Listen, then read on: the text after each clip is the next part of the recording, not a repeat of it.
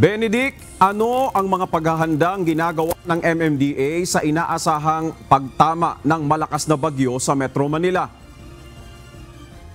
Magandang hapon, Vic. Bukod sa rekomendasyon na kanselasyon ng klase at pagde-deploy ng mga tauhan, magsasagawa rin sila ng paglilikas sa mga residente na nakatira sa mga lugar na mabilis tumaas ang tubig baha.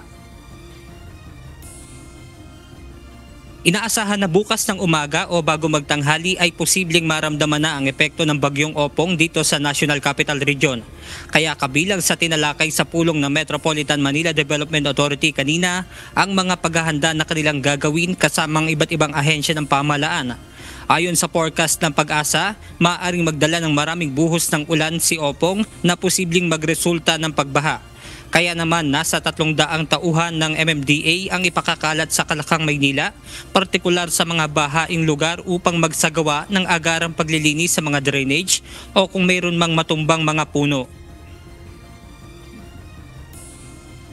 Nubuo po ito ng Road Emergency Group, Public Safety Division, Clearing Group, para po ito doon sa mga bumapagsak na puno or kung ano man na obstruction.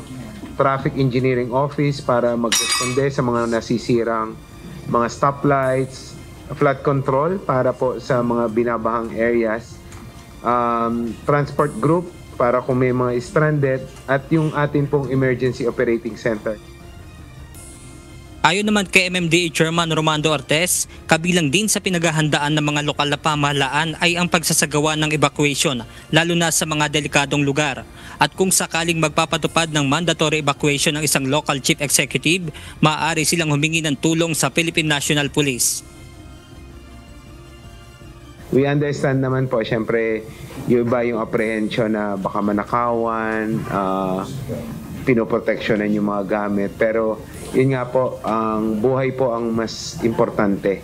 Kaya po, pag sinabi po ng LGU na mandatory at ayaw, siguro po doon po kakausapin namin or hihingi kami ng tulong sa kapulisan or even sa ating Coast Guard at iba pa pong law enforcement agency para nga po i-force yung evacuation ng mga tao na nasa critical area.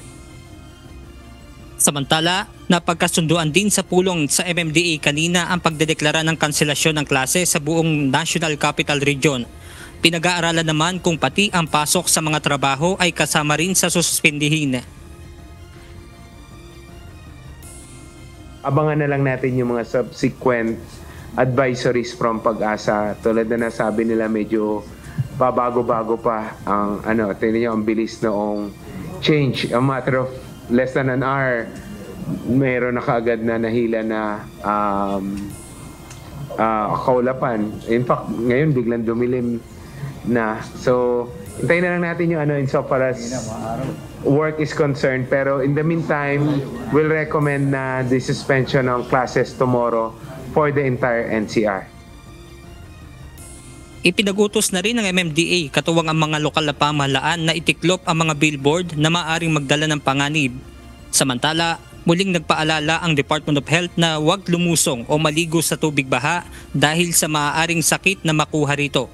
Kaugnay naman ng mga pumping station, tiniyak din ng MMDA na gumagana ang lahat ng pumping station sa Metro Manila. Kahapon po ay nag-meeting na kami ng Flood Control and Sewerage Management Office po natin. At they assured me na yung 71 pumping stations natin ay gumagana po lahat. May sufficient po na krudo at yung personnel po natin ay bawal po mag-leave muna. Full complement po para ensure na gumagana po lahat ng bomba ng ating mga pumping stations.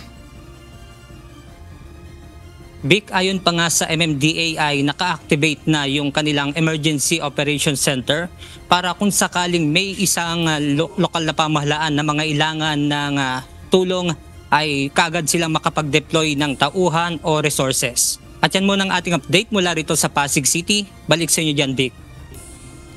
Maraming salamat, Benedict Samson.